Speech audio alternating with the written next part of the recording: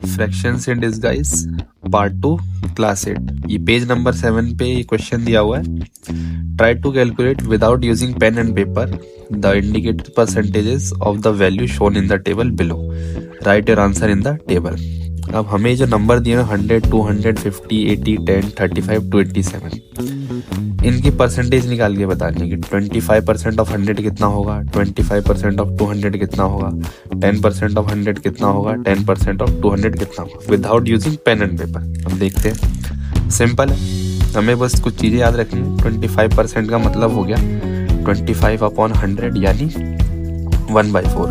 किसी भी नंबर का 1/4 यानी 100 का 1/4 कितना होगा 25। ठीक है, 200 का 25% निकालना यानी 1/4 200 का कितना होगा 50। सिमिलरली 50 का 1/4 12.5, 80 का 1/4 20, 10 का 1/4 2.5, 35 का 1/4 8.75। डिवाइड कर लेना आप, यही है। 287 का 1/4 71.75। अब सिंपल है, 10% निकालना है किसी भी नंबर का, तो सिंपल क्या करना है, 10% का मतलब हो गया 10/100 यानी 1/10। किसी भी नंबर को 10 से डिवाइड कर दो। 100 को 10 से डिवाइड करोगे तो 10 आएगा, 200 को करोगे 20, ये 5 आएगा, 80 का 10% निकालोगे यानी 10 से डिवाइड तो 8 आएगा, ये 1 आएगा, ये 3.5 आएगा, ये 28.7 आएगा। अब 20% कैसे निकालेंगे, 10% का डबल होता है 20, तो जो आंसर इसमें आया उसको डबल करके नीचे लिख दो। 100 का 20% यानी 10 का डबल 20, ये 40, 5 का 10, 8 का 16, 1 का 2, 3.5 का 7, ये 28.7 का डबल 57.4। सिंपल है। 5% कैसे निकालेंगे, यानी जो 10% निकाला था उसका हाफ, तो 10 का हाफ 5 यानी 5% ऑफ 100 कितना होगा 5। तो 20 का हाफ 10, 5 का हाफ 2.5, 8 का हाफ 4, 1 का हाफ 0.5, 3.5 का हाफ 1.75 अप्रॉक्स, 28.7 का हाफ यानी 14.35। तो यही है, without using pen and paper ऐसे ही कैलकुलेट होगा, सिंपल। अब हम देखते हैं द FDP ट्रायो। मतलब क्या है, F का मतलब है फ्रैक्शंस, D का मतलब है डेसिमल, P का मतलब है परसेंटेज।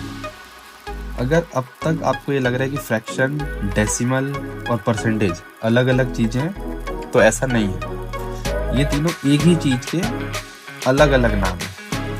फ्रैक्शन, डेसिमल और परसेंटेज सिर्फ नंबर लिखने के 3 तरीके हैं। वैल्यू सेम होती है, लिखने का स्टाइल बदलता है। एग्जाम्पल से समझते हैं, कैसे समझेंगे। तीनों एक ही चीज़ है, बस लिखने का वैल्यू सेम होती है, लिखने का स्टाइल बदलता है। जैसे मान लो हमारे पास है 50%, परसेंटेज में तो ये हो गया, सिंपल लिखा हुआ मिल गया हमें। अब इसको फ्रैक्शन में करने के लिए क्या करेंगे, 50 परसेंटेज का साइन हटेगा तो 100, ये फ्रैक्शन में बन गया। फर्दर सिंप्लीफाई कर लो फ्रैक्शन को तो और स्मॉल हो जाएगा, ये 52 जा यानी 100 हो गया, 1/2 ये हमारा क्या हो गया फ्रैक्शन। अब इसको फर्दर सॉल्व कर लो, क्या हो जाएगा 1/2 को यानी हम 0.5 लिख सकते हैं डिवाइड करके, तो ये किसमें बन गया हमारा डेसिमल में। वैल्यू सबकी सेम है, बस लिखने का स्टाइल बदल गया। अब हमारे पास एक क्वेश्चन है, कंप्लीट द फॉलोइंग टेबल।